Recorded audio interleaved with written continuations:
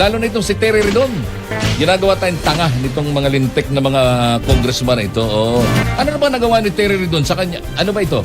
Congressman ng anong distrito? Diyos ko po. Party list. Oh, di ba ga? May nagawa na ba siya? Anak ng teteng, di ba ga?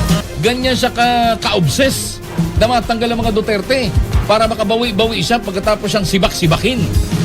At luray-lurayin sa kanyang kawalang kwentang leader o pinuno ng isang ahensya. Mga ano yan, may mga personal grudge. Hindi ho sila nakikipaglaban para sa kapakanan ng Pilipino. Nakikipaglaban sila dahil galit lang sila. Kasi nga, yung COA, nagsabi na nga nilinis na, inayos na ng COA, ng Commission on Audit, di ba ga? Pero patuloy nilang sinisiksik yun. Ganun sila lalo na itong si Terry Ridon. Doon lang yan. Ano pang tulong ay bibigay ng gobyerno? Dalawang abogado ni VP Sara Duterte sa impeachment case pipigayin sa confidential fund. Bobo talaga, no? Ay, sorry. Nakabukas pala yung aking mikropono. Ay, talaga naman, Malamang na ipatawag sa impeachment hearing ng House Committee on Justice ang 2 sa 16 na abogadong pinangalanan ni Vice President Sara Duterte na kabilang sa kanyang legal team. Pag-uusapan naman ng mga miyembro ng komite ang paglahok ni Attorney Michael Poe at Attorney Reynold Monsayak sa legal team ni Duterte dahil posibleng ipatawag ang mga ito para tumistigo sa kanilang nalalaman sa issue ng confidential funds. Alam mo din nyo kung bakit yung mga yan ay atat na malaman kung sino-sino yung mga pinagkagastusan ng confidential funds. Kasi gusto nilang makilala kung sino yung mga yan at babalikan nila. Para gantihan. Kasi, yan ho naging dahilan kung bakit bumagsak ang mga NPA. Ito mga teroristang NPA na armadong grupo ng mga komunistang nasa Kongreso. Ng CPP-NDF, Communist Party of the Philippines National Democratic Front. Yung NPA, yun ang kanilang armadong grupo. At ang mga legal groups nila, hindi yung CPP at saka NDF. Ngayon, dyan sa punto na yan, galit na galit sila, kukunti na sila Kaya gusto nilang makilala sino ba si Mary Grace Piatos. Diba? Tanungin nyo na lang si Betchay kung sino si Mary Grace Piatos. Kasi balita ko kapitbahay niya nagpapasugal. Totoo ba? Ay, nako talaga naman hindi naman sa kung ano pa man, Pero, Diyos ko, ang dami na hong ginagawa tayong tanga nitong mga lintik na mga congressman na ito. Kasi nga, yung COA, nagsabi na nga nilinis na, inayos na ng COA, ng Commission on Audit, di ba ga? Pero patuloy nilang sinisiksik yun. Ganun sila lalo na itong si Terry Ridon. Ganyan siya ka-obsess na matanggal ang mga Duterte para makabawi-bawi siya pagkatapos siyang sibak-sibakin. At luray-lurayin sa kanyang kawalang kwentang leader o pinuno ng isang ahensya na walang alam kundi bumiyahe, wala naman palang kayang gawin. Ano na ba nagawa ni Terry Ridon sa kanya? Ano ba ito? Congressman ng anong distrito?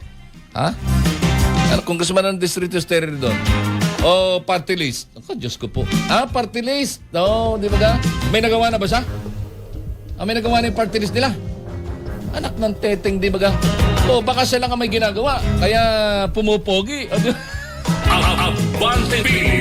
Diba? Kapansin-pansin, gumagandang lalaki. Ay, sorry hindi ko pinipersonal, pero di ba ga? Yan ang isa sa mga bagay na unang papansinin sa'yo. Yung iyong personal at yung iyong pagmumukha. Anong nangyayari? Di ba ga? Hindi pa may personal yun, kundi yan ang napapansin ng tao. Ganon yun. Kaya yan. May mga personal grudge. Hindi ho sila nakikipaglaban para sa kapakanan ng Pilipino. Nakikipaglaban sila dahil galit lang sila. At yan ang ating mga front page headlines ngayong araw na ito ng Lunes, March 16, 2026. Oras, alas 5:20 na ho ng umaga. May report pa ba tayo? Kung wala na, ay sige, diretso muna ako Target ng Department of Education o DepEd ang mass promotion na bahagi ho ng expanded career progression ng ECP system ng ahensya.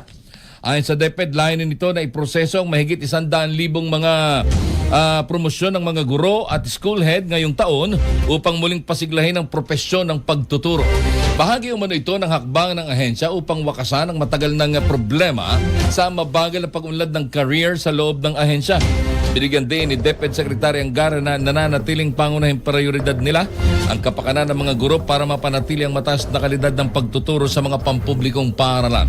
Matatandaang ginanap kamakailan ang mass oath-taking ng 418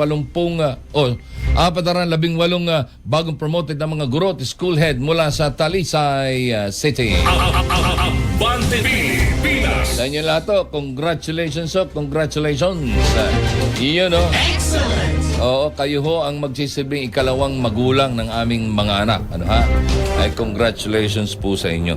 At sana ho'y magtuloy-tuloy na. Hindi lang ho yung mabagal na pag-unlad ng career sa loob ng ahensya. Sa tingin ko nakaka-apekto din yan sa kalidad ng pagtuturo. Bakit? Ay medyo nauunsiyamin na yung iba eh. Dapat ay sila yung mga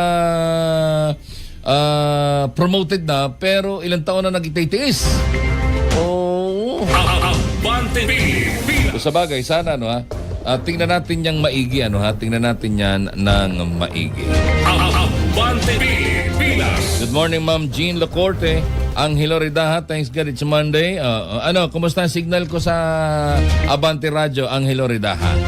Bong David, shout out. Watching here from Dahig. Si Bong David si Founder Bong David, nasa Dahig ho yan. Boss Tolitz, good morning Idol Ronnie. Shout out here in Nara, Palawan. Yan. Ikaw Tolitz galing-galingan mo rin magmaneho ng motor. Wag ka. Na-aksidente rin. Na-aksidente rin. Nagsarili. Kaya ayun. Buti na lang, hindi naman naputol yung kanyang braso. Yung nga lang, may sugat. Siya na mismo ang pagkatapos tahiin, nakauwi naman agad. Pero siya na ang nagagamot, OPD. Abante Pilipinas. Bueno, bago sa iba pang mga umabanteng balita, ito na yung ating mga naiiwan pang mga report mula sa labas ng himpilan. Buntis na tinaga sa ulo natagpuan sa South Cotabato. Mabante sa balita sa Abante reporter June Mendoza. Abante Radio Live Report. John, good morning again.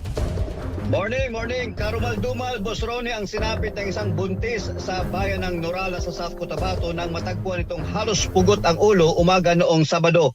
Kinilala ng mga otoridad ang biktima na si Marvic Capion, isang person with disability at nasa kabuhanan na sana ng kanyang pagbubuntis. Sa initial na investigasyon, natagpuan ang labi ng biktima na may malalim na sugat sa leeg na halos maghiwalay na ang kanyang ulo. Masintabi doon sa mga nakikinig sa atin ngayon isang itak naman ang narecover ng mga otoridad sa tabi ng biktima na pinaniniwala ang ginamit sa pagpaslang rito.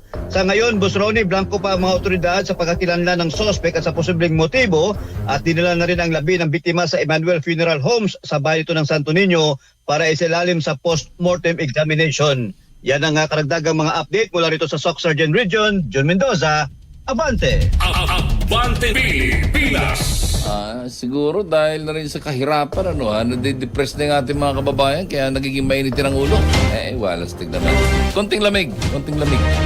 Kung gusto niyo talagang pairali ng init ng ulo ninyo, kausapin ninyo si Betchay. Tutulungan kayo niyang iraos ang init ng ulo ninyo. Abante Pilipinas.